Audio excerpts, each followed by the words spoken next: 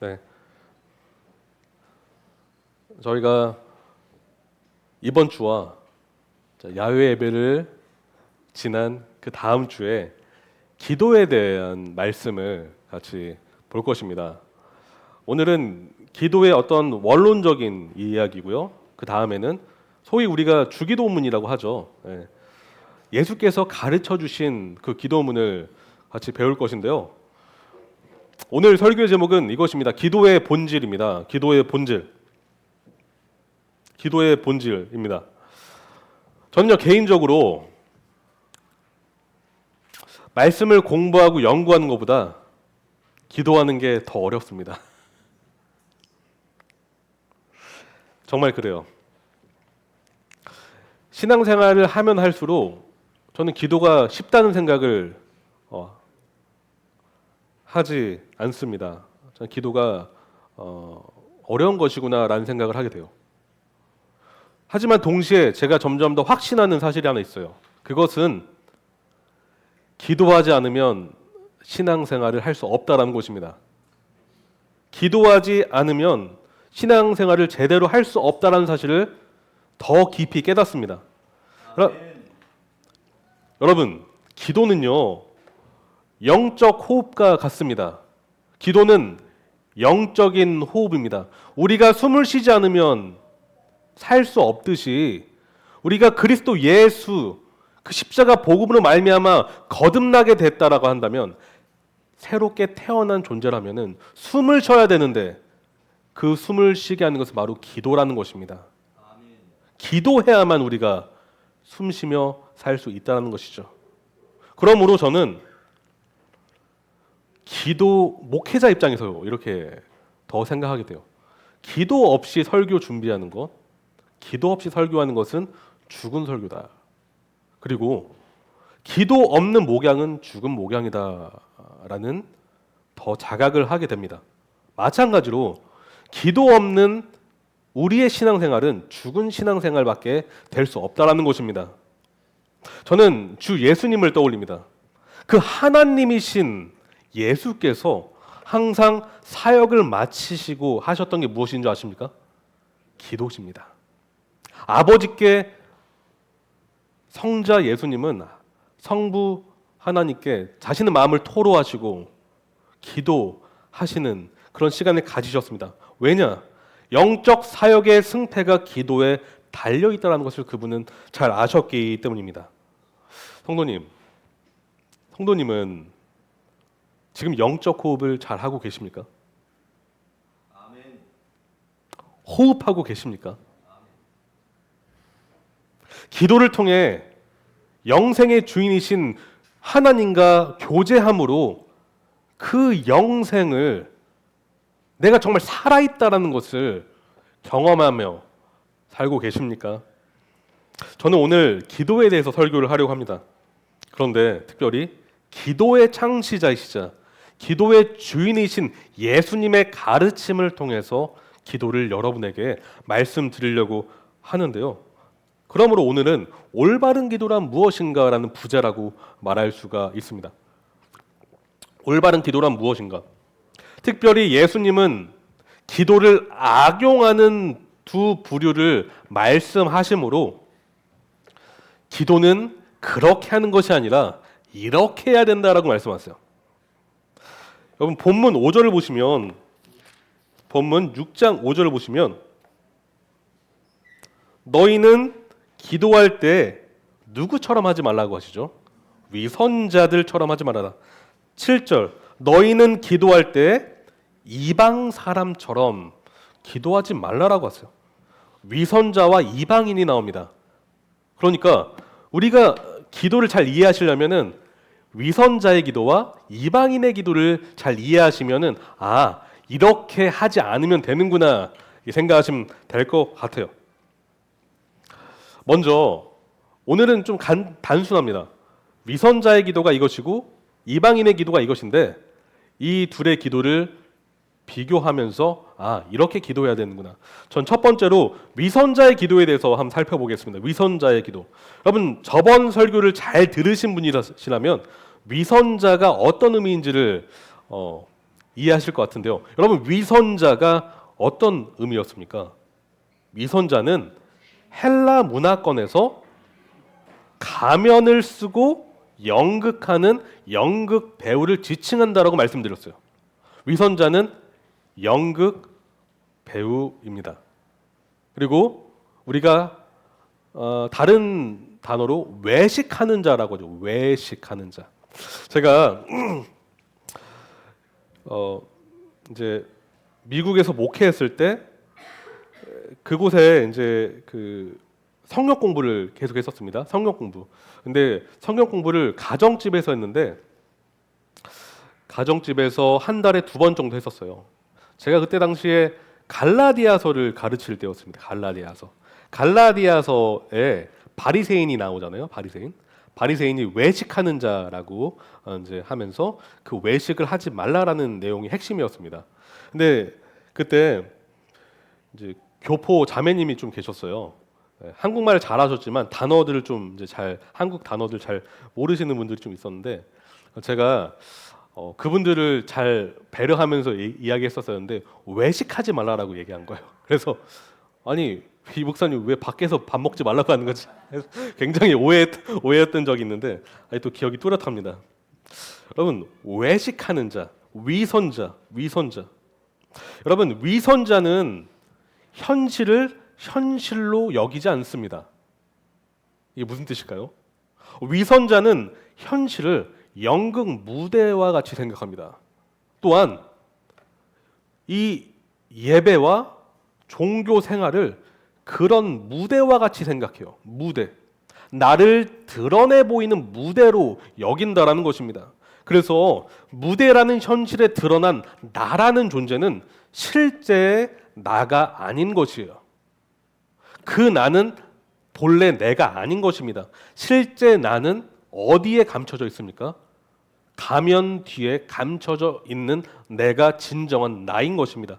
그러므로 현실에 드러난 나는 가면으로 포장된 새롭게 만들어진 허구의 나라는 것입니다. 좀 더 깊이 파헤쳐 보겠습니다. 위선자는 관객의 사랑을 먹고 마시며 살아갑니다. 그래서 그의 관심은 온통 관객의 호응, 칭찬, 박수, 갈채라는 것입니다. 그래서 위선자의 관심은 사람으로부터 받는 칭찬과 인기에 쏠려 있습니다. 어떻게 하면 더 큰 칭찬을 받을 수 있을까? 어떻게 하면 더 큰 박수, 갈채를 받을 수 있을까? 거기에 관심을 쏟고 연구를 한다는 것입니다. 그래서 사람의 이목을 끌기 위해서 더 화려한 퍼포먼스를 하는 것입니다. 사람의 관심을 끌기 위해서 더 현란한 퍼포먼스를 실행하는 것입니다. 그는 무대 위에 있는 자신을 바라보는 관객을 향해 마음속으로 이렇게 소리칩니다. 나의 위대한 모습을 집중하라. 나의 영광스러운 모습을 감탄하며 바라보라. 그리고 나를 찬미하라. 나를 찬양하라. 라고 말이죠. 그런데 주님은 말씀하십니다. 너희는 기도할 때 위선자들처럼 하지 말아라 라고 경고하세요.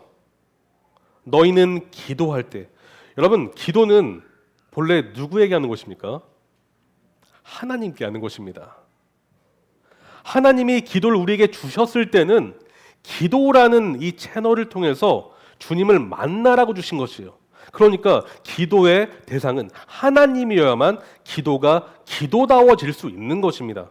그런데 사람은 기도를 자신의 렌즈로 해석해서 그 목적, 기능을 바꿔버려요. 어떻게 해요? 자신을 드러내는 수단으로 바꿔버린다는 것입니다. 여러분 5절에 좀 더 생동감 넘치는 번역은 이것이에요. 사람들에게 보이려고 회당과 큰 길 모퉁이에 서서 기도하기를 사랑한다가 조금 더 생동감 있는 번역이라고 할 수 있어요. 사랑한다라는 거죠. 사랑한다. 이런 사람은 사랑하는 것을 삶에서 하게 되어 있습니다. 우리가 사랑하는 것을 가슴속에 품고 있을 뿐만 아니라 그렇게 실행하며 살게 되어 있습니다. 1세기 경건한 유대 교인들은 하루에 3번 기도했다고 해요. 아침, 점심, 저녁 말이죠. 아침, 점심, 저녁. 여러분, 다니엘이 기도를 이렇게 했습니다. 그러므로 아침, 점심, 저녁 이렇게 기도하는 것은 매우 좋은 습관입니다. 거룩하고 경건한 습관은 우리로 하여금 더 예수님을 닮게 하기 때문에 건강한 경건한 습관은 매우 좋은 것입니다. 그런데 문제는 그들은 이 경건의 습관을, 경건의 모양을 어떻게 했다고요? 자신을 드러내기 위해서 사용했다는 것이에요. 문제는 그 형태가 아니라 그들 내면 안에 있는 동기가 문제였다는 것입니다. 예수님 지금 계속해서 마음의 동기를 꼬집고 계신 것이에요. 문제는 그들은 하나님을 사랑하는 것이 아니었다는 것이에요. 그것이 문제라는 것이죠. 여러분, 아무리 거룩해 보이는 모습이 우리 삶에 나타날지라도 우리 사랑의 대상이 하나님이 먼저가 아니라면 그 경건은 하나님이 인정하시는 경건이 아니라는 것입니다. 우리는 그것을, 이 사실을 명심해야 될 줄로 믿습니다. 다시 말해, 우리 내면의 동기가요, 하나님이 영광, 하나님이 높여지는 그 동기가 아니었을 때, 항상 나라는 존재가 드러나 보이는 그러한 동기가 우리 마음에 가득 찬다면 그것은 경건이 아니라 그것은 불이라는 것입니다. 불의라는 것입니다. 그래서 예수님은 그들에게 말씀하세요. 받을 상급이 없다라는 것이. 여러분, 상이 저번 주에 뭐였죠? 영수증과 같다라고 말씀드렸어요. 그래서 영수증을 받으면 거래가 종료되는 것이죠. 더 이상 받을 것이 없다는 것입니다. 사람의 칭찬을, 찬사를 아무리 받을지라도 그것은 그것으로 끝난다는 것이요. 사람의 칭찬은 결국 안개와 같이 사라지기 때문에 더 받을 것이 없다라는 것이요. 하나님으로부터 받을 것이 전혀 없다라는 것입니다. 하지만 예수님은 주를 믿는 그리스도인들에게 이렇게 말씀하세요. 그들이 가는 길을 따라가서는 안 된다라고 말이죠. 다른 기도를 해야 된다라고 말씀하고 있습니다. 본문을 보시면 6장 6절에 너는 기도할 때라고 말하고 있는데 여기서 접속사가 숨겨져 있어요. 그것은 그러나입니다. 여기서 번역이 안 돼 있는데 그러나가 있어요. 그러나. 주님은 이렇게 말씀하시는 듯 보여요. 위선자는 자신을 위해, 자신을 드러나기 위해서 기도한다. 사람으로부터 인기와 칭찬과 환호를 받기 위해 더 크게 보여지게 기도한다. 하지만 너는 기도할 때 골방에 들어가 문을 닫고서 숨어서 계시는 내 아버지께 기도하여라 라고 말씀하십니다. 저는 한 가지 관찰과 한 가지 원칙을 발견하는데요. 여기서 보시면 6절에 너는 기도할 때라고 말씀하고 있고요. 7절에 너는 기도할 때 말씀하고 있습니다. 이것은 그 다음에 펼쳐지는 말씀이 항상 우리가 기도할 때마다 원리로 작용할 수 있다는 뜻이에요. 기도할 때마다 예수께서 말씀하시는 이 말씀이 진리로 작용할 수 있다라는 것을 말씀하고 있습니다. 이것은 유행과 시대에 따라서 변하는 것이 아니라 항상 우리 그리스도인에게 적용될 수 있다라는 뜻입니다. 여러분, 기도의 첫 번째 원칙은 이것이에요. 기도는 하나님과 인격적인 교제를 맺는 시간입니다. 기도는 하나님과 인격적인 교제를 맺는 시간입니다. 기도는 인격적인 대화예요.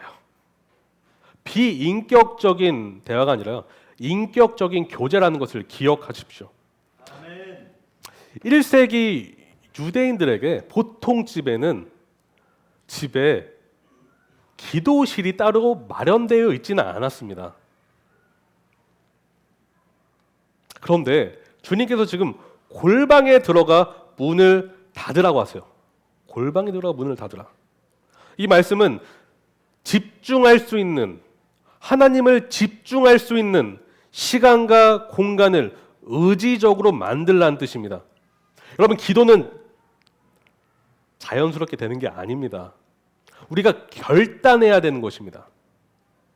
하나님을 만나기 위해서, 왕이신 하나님을 만나기 위해서는 결단이 필요해요. 우리가 세상에 어떤 높은 위치에 있는 사람을 만난다라고 해보십시오. 그 사람과 어떤 점심 약속을 갖는다고 해보십시오. 여러분 어떻게 하시겠습니까? 뭔가 준비하지 않겠어요? 그런데 우리가 하나님을 만나러 갈 때, 우리가 만왕의 왕이신 하나님을 만나러 갈 때 그런 마음가짐이 있어야 된다는 것인데요. 골방에 들어가 문을 닫으라는 것은요, 집안의 내부 사람의 시선조차도 의식하지 않을 정도로 하나님만 집중하라는 것이에요. 하나님만 집중하라. 그러므로 우리는 기도에 집중하기 위해서 조용한 장소와 집중할 수 있는 시간, 너무 피곤해서 잠자기 전에 하나님 기도할게요 하는 게 아니고요, 진짜 집중할 수 있는 그 시간에 기도하는 것이 올바르다는 것이죠. 하지만 여러분, 시간과 환경보다 더 중요한 게 있어요. 그것이 무엇인 줄 아십니까? 그것은 하나님만 집중하고자 하는 우리의 마음가짐입니다. 우리 마음가짐이 더 중요하다는 것이죠. 아무리 환경이 마련이 돼 있어도, 확보가 돼 있어도 우리 마음이 그렇지 않다면 그 환경은 무의미할 뿐입니다. 우리가 가장 먼저 확보해야 할 것은 물리적인 환경이 아니라 우리 내면의 환경이라는 것이에요. 우리 내면의 환경이라는 것입니다. 우리는 종종 카페에서 데이트를 해요. 남편과 아내 데이트 잘 하시죠? 1대1로 데이트합니다. 형제끼리든 자매끼리 데이트를 해요. 1대1 만남에 데이트를 하는데, 그러면 1대1로 데이트하는 것, 교제를 하는 것은 다수가 만나는 것보다 좀 더 집중도가 필요하죠. 네. 집중도가 필요합니다. 관심이 요구가 돼요. 말 그대로 1대1 만남이기 때문입니다. 각자의 생각을 주고받고 마음을 주고받으며 관계를 발전시켜 나가는 데 있어서 1대1 교제보다 더 효과적이고 좋은 형태의 만남은 전 없다라고 생각하는데, 그런데 여러분 1시간, 2시간, 3시간 만났는데 상대방이 있잖아요. 자꾸 딴청을 하고 핸드폰을 자꾸 본다고 생각해 보세요. 어떠실 것 같으세요? 10분, 15분은 괜찮은데 30분, 1시간, 2시간 내내 뭐 말을 해도 핸드폰 보고 있고 집중도 안 하고, 여러분 말에 대해서 어떠한 반응도 없고 그것에 대한 어떤 피드백도 없다라고 생각해 보십시오. 관계가 더 깊어지기는커녕 마음이 불쾌해지고 당장 그 자리를 떠나고 싶어질 것입니다. 여러분, 이처럼 우리 기도가 풍성한 교제 현장이 되려면 우리는 하나님을 집중해야 돼요. 왠 줄 아십니까? 하나님은 항상 우리를 집중하시기 때문입니다. 우리만 집중하면 돼요. 하나님은 항상 우리를 집중하십니다. 우리의 말을 귀 기울여 듣기 위해 경청의 자세로 우리를 바라보신다는 것입니다. 항상 하나님은 우리를 그렇게 바라보세요. 그러므로 여러분, 우리는 위선자의 기도를 결코 본받아서는 안 됩니다. 사람을 향한 기도는 결코 상급이 없다라는 것을 기억하십시오. 사람에게 만족을 얻으려고 하는 것은 무익할 뿐이며 여러분에게 어떠한 영적인 그런 보상을 주지 않습니다. 대신 은혜의 보좌 앞에 나아가 그분이 주시는 은혜를 먹고 마시기 위해 하나님만 바라보셔야 한다는 것입니다. 그러므로 우리는 어떻게 해야 될까요? 먼저 우리의 마음을 정리해야 돼요. 마음을 정리하십시오. 환경을 정리하기 이전에 여러분 마음을 깨끗하게 정리하십시오. 우리가 정리할 것은 흐트러진 우리의 마음입니다. 두 마음을 품은 우리의 불의한 마음이라는 것입니다. 그래서 야고보는 이렇게 권면해요. 야고보서 4장 8절 하나님께 가까이 가십시오. 그리하면 하나님께서 가까이 오실 것입니다. 죄인들이여 손을 깨끗이 하십시오. 두 마음을 품은 사람들이여 마음을 순결하게 하십시오. 여러분 불의한 마음은 갈라진 마음입니다. 그런데 그 불의한 마음을 하나로 모아서 집중하기 위해서는 우리는 회개해야 한다는 것이죠. 여러분 우리가 진심으로 우리의 마음을 돌이켜서 그리스도의 보혈로 우리 마음을 다시 깨끗하게 한다면 우리는 하나님을 집중하게 되어 있습니다. 지금까지 위선자의 기도를 살펴봤는데 이제부터는 이방인의 기도를 한번 살펴볼게요. 7절을 같이 보실까요? 6장 7절. 6장 7절을 같이 한번 읽어보겠습니다. 너희는 기도할 때 이방 사람들처럼 빈말을 되풀이하지 말아라. 그들은 말을 많이 하여야만 들어주신 줄로 생각한다 라고 이야기를 하는데요. 여러분 이방인은요 하나님의 언약 밖에 있는 모든 사람들을 지칭해요. 언약 밖에 있는 모든 사람들, 그러니까 하나님과 관계를 맺고 있습니까 없습니까? 없는 사람들을 말하고 있어요. 하나님과 인격적인 교제를 맺지 않는 사람들을 말하고 있습니다. 여러분 이방인들이 섬기는 하나님은 우리가 섬기는 하나님과 다른 신이에요. 왜냐하면 이방인은 그리스도 예수를 통해서 하나님을 섬기지 않기 때문입니다. 쉽게 얘기해서 그럼 우리는 기도할 때 기도의 맨 마지막에 항상 하는 말이 있습니다. 뭡니까? 예수님의 이름으로 기도합니다. 아멘. 여러분 왜 그렇게 하십니까? 그냥 어렸을 때부터 그렇게 해가지고 합니다. 왜 예수님의 이름으로 기도하십니까? 그 이유를 아십니까? 기도는 그리스도 예수를 통해서만 아버지께 할 수 있는 것이에요. 다시 말해 예수님을 믿지 않으면 그 하나님을 아버지라고 부를 수 없다는 것입니다. 그리스도 예수, 성자 예수님을 통하지 않고서는 아버지께 우리 기도가 연락되지 않는다라는 것입니다. 왜냐? 아버지는 그리스도의 아버지이시기 때문에.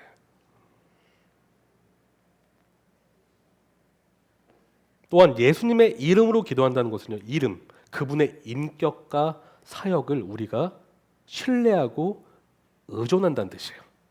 그리스도의 십자가 사역을 의존하며 그리스도 예수의 인격을 우리가 신뢰한다는 표현입니다. 그러므로 우리가 기도할 때 마지막에 그리스도 예수의 이름으로 기도합니다. 아멘은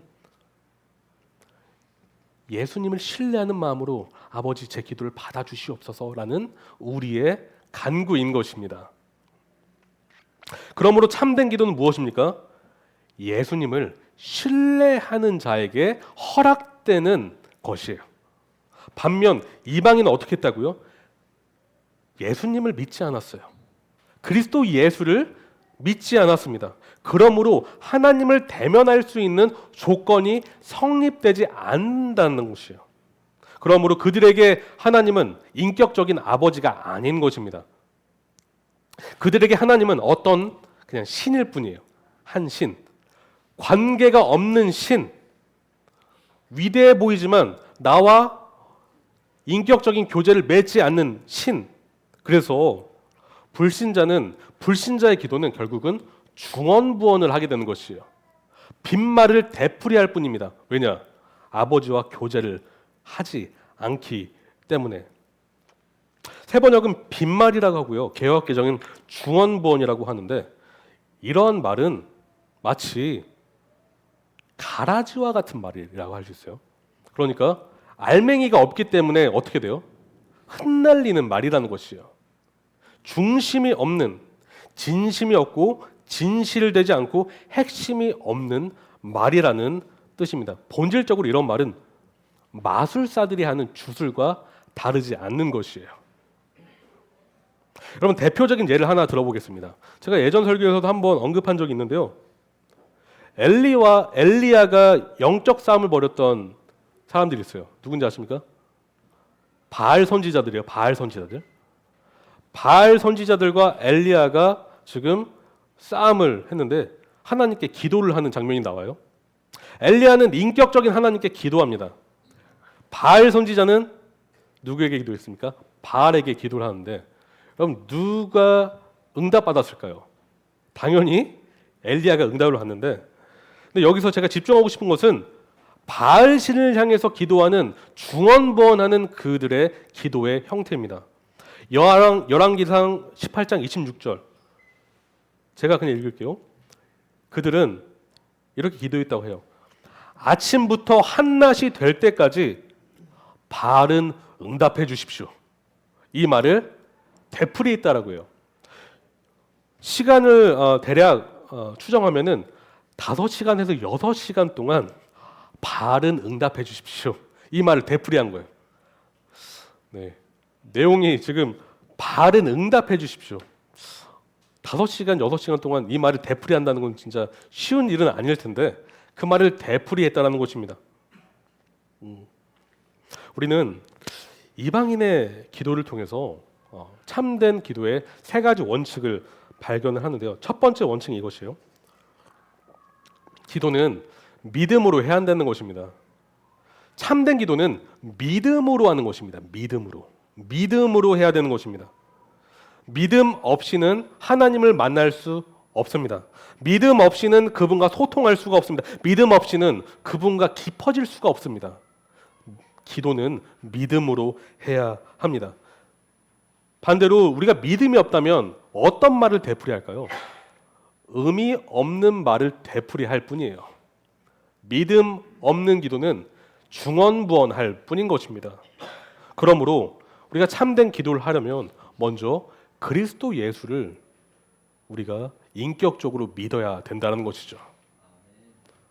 두 번째 원칙은 이것입니다. 기도는 진심을 나누는 의미 있는 대화입니다. 기도는 진심을 나누는 의미 있는 대화입니다. 자, 아까도 말씀드렸지만 누군가 2-3시간 대화를 한다 할지라도 피상적인 대화, 겉도는 대화, 정보만 주고받는 대화를 2-3시간 하면요 지쳐요. 지칩니다. 그런데 15분을 대화하더라도 정말 자기 마음에 있는 것들을 쏟아놓고 서로 그 마음을 나누며 대화를 하면요 15분 대화했더라도 정말 깊은 대화를 했다라고 우리가 말을 할 수 있을 것입니다. 핵심은 양보다 질이라는 것이에요. 양보다 질이라는 것인데요. 근데 오해는 하지 않으셨으면 좋겠어요. 길게 기도하지 말라는 뜻이 아니에요. 예수님은 길게 기도하셨습니다. 누가복음 6장 12절에 밤을 새우면서 하나님이 기도하셨다라고 말씀하기 때문입니다. 또한 예수님은 반복적인 기도를 또한 하셨어요. 기억하십니까? 예수님이 겟세마네 동산에서 하셨던 기도 기억하세요? 예수님은 나의 아버지 하실 수만 있으시면 이 잔을 내게서 지나가게 해 주십시오. 그러나 내 뜻대로 마시고 아버지의 뜻대로 해 주십시오. 이 기도를 3번 반복하셨다라고 합니다. 그러니까 길게 기도하는 것, 반복해서 기도하는 것, 그것이 틀린 기도가 아니라는 것이요. 하지만 핵심은 무엇인 줄 아십니까? 의미 있는 기도를 해야 된다라는 것이요. 길게 하든 짧게 하든 반복하든 반복하지 않든 한 번 기도를 할 때 정말 진심을 다해서 의미 있는 기도를 했을 때 하나님과 정말 친밀한 교제를 나눴다라고 우리가 고백할 수 있게 된다는 것이죠. 세 번째 원칙은 이것이요. 기도는 우리의 말로 하나님을 설득하는 것이 아닙니다. 기도는 하나님의 생각을 바꾸는 것이 아니라 나의 생각이 바뀌는 시간입니다. 기도는 하나님을 설득하는 것이 아니에요. 우리가 바뀌는 거예요. 예수님은 본문 7절을 보시면 7절의 마지막 그 문장 보시면 그들은 말을 많이 하여야만 들어주시는 줄로 생각한다라고 하시는데요. 말을 많이 하여야만 들어주시는 줄 생각한다. 여러분, 말을 많이 한다. 저희가 맹세에 대해서도 배웠는데 말을 덧붙이고 아주 화려한 말들을 덧붙이고 미사여구를 쓰는 어떤 목적이 뭐라고 했었죠? 누군가를 설득하기 위해서인데 예수님은 그러한 말 그 자체가 완전히 잘못됐다라는 것이 아니라 그 말이 애초부터 진실된 말이 아니라면 그런 장황한 말을 할 필요가 없다라고 하세요. 우리의 말이 예면 예고 아니면 아니오라고 그냥 하라고 하십니다. 여기도 마찬가지입니다. 말을 많이 하야만 들어주신다. 그러니까 말을 많이 해서 하나님을 설득하려고 하는 그런 생각을 버리라는 것입니다. 이방인들은 이교도들의 행위를 따라 했다라고 합니다. 그것은 신의 이름이 장황하게 적힌 목록을 반복해서 말하는 것이었는데 이렇게 하면 신을 조종할 수 있다라고 믿었다고 합니다. 이는 주술사가 무의미한 음절을 반복해서 읊조리는 것과 같은데요. 근데 예수님은 그들을 본받지 말라라고 9절에서 말씀하세요. 다시 말해 무언가를 얻어내려고 흥정하는 상거래 현장으로 기도 현장을 이렇게 만들지 말라라고 하시는 것이에요. 자기가 원하는 것을 무조건 들어줘야만 하는 그런 자기 중심적인 기도에서 벗어나라고 하시는 것입니다. 예수님이 말씀하시고 싶으신 건 무엇일까요? 우리의 마음을 토로하고 우리의 필요를 간구하지만 우리의 생각을 하나님께 아뢰지만 궁극적으로는 하나님의 뜻이 나의 뜻이 되는 자리로 나아가야 된다라는 것입니다. 그래서 예수님은 이 잔을 내게서 지나가게 하옵소서 하신 끝에 내 뜻대로 마시고 아버지의 뜻대로 하소서라고 기도를 하시는 것이에요. 저는 성도님께 여쭤보고 싶어요. 여러분은 정말 하나님의 뜻이 여러분의 뜻이 되기를 원하십니까? 아멘. 하나님의 마음이 여러분의 마음이 되고 그리스도의 마음이 여러분의 마음이 되길 원하십니까? 아멘. 그럼 우리의 생각이 바뀌어야 돼요. 우리의 기도가 응답되지 않더라도 그것이 하나님의 뜻이라는 것을 우리는 받아들여야 된다는 것이에요.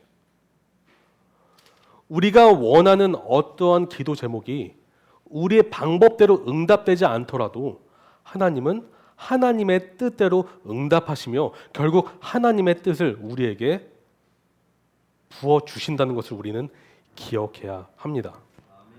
저는 바울을 생각해 봅니다. 바울은 당대 최고의 핍박자였어요. 기독교인을 가장 못살게 굴었던 사람이었다는 것입니다. 그래서 그는 다메섹으로 가서 그리스도인을 다 잡아다가 옥에 가두려고 했습니다. 그런데 그가 예수 그리스도를 만나고 완전 변해버렸습니다. 그는 예수님을 부정하고 예수 그리스도를 따르는 사람들을 다 부정하며 그들을 없애려고 했던 사람입니다. 그런데 빌립보서를 통해서 그는 내 삶의 목적은 그리스도요. 죽는 것도 유익하다라고 고백해요. 이것이 무슨 뜻입니까? 내가 살고 죽는 것에 내 모든 삶의 주인은 예수님이시기 때문에 내가 그 그리스도 예수를 만난다고 한다면 죽는 것도 나에게는 너무나 값진 것이다. 지금 내가 죽어도 난 너무나 감사하다. 내가 그토록 만나길 바라는 그리스도를 만나기 때문에. 그의 고백이 지금 이런 고백인 것입니다. 왜 자기 중심적이고 자기 주관에 똘똘 뭉쳐있던 바울이 이렇게 온유하고 이타적이며 자기 부인을 하는 사람으로 바뀌었을까요? 그의 서신서를 보시면 그는 기도하는 사람이었다는 것을 알 수가 있어요.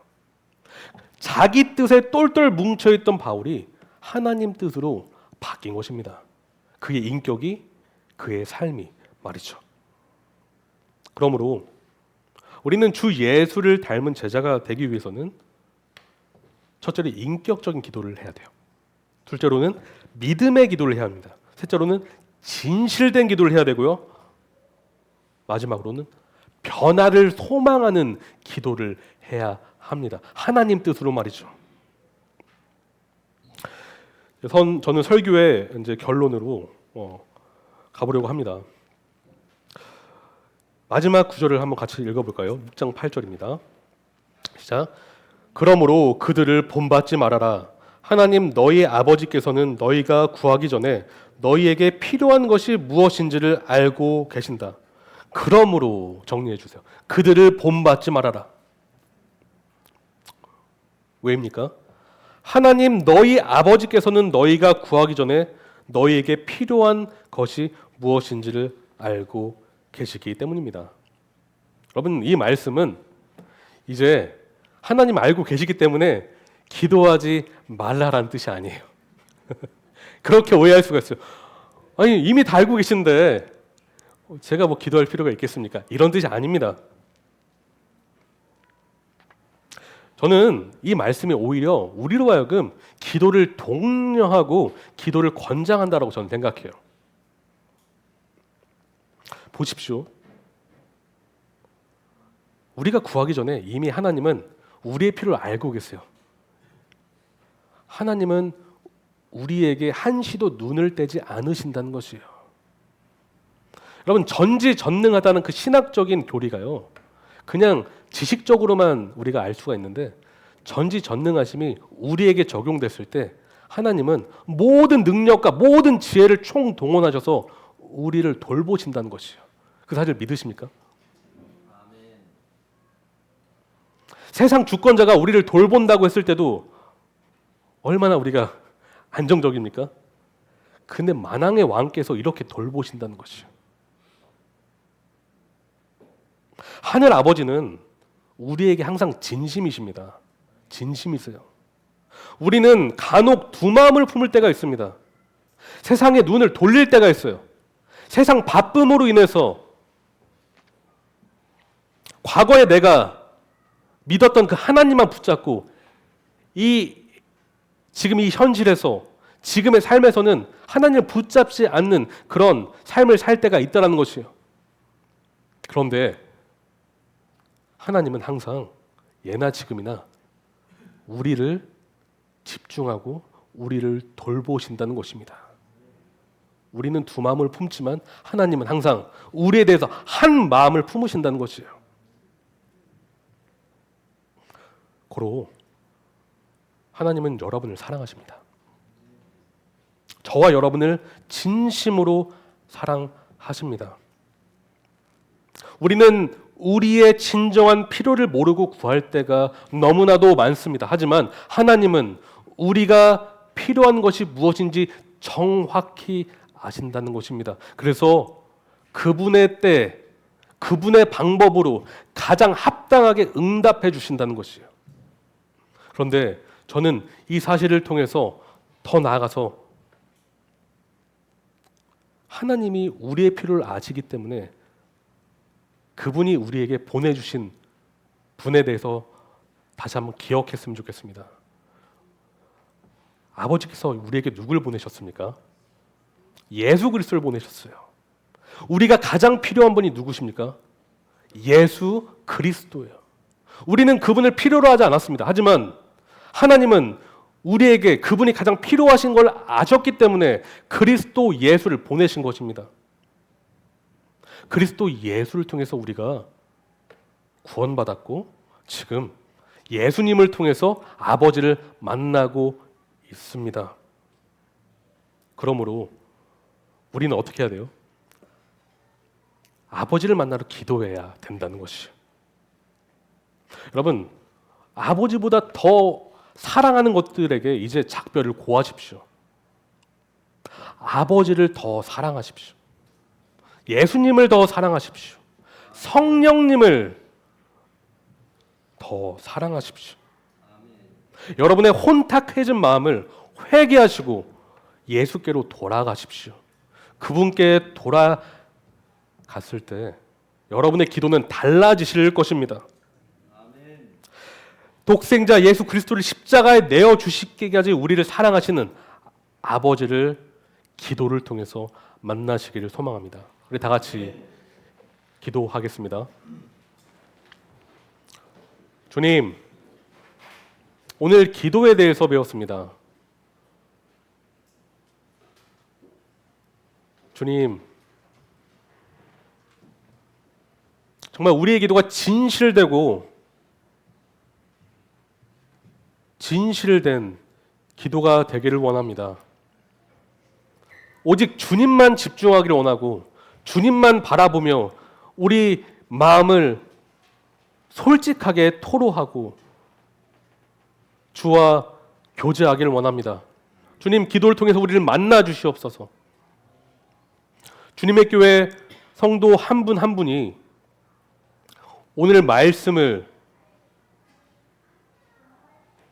삶에 잘 적용해서 매일매일 주를 만날 때 아버지 뜨겁게 만나주시고 마음을 만져주시고 위로해 주시고 도전도 주시고 삶 속에서 살아갈 수 있는 담대한 용기 또한 허락하여 주시옵소서. 그래서 기도가 너무나 달콤한 것이구나, 기도가 너무나 좋은 것이구나, 기도하고 싶다라는 마음을 우리 마음 안에 심겨 주시옵소서. 사랑합니다. 예수님의 이름으로 기도합니다. 아멘.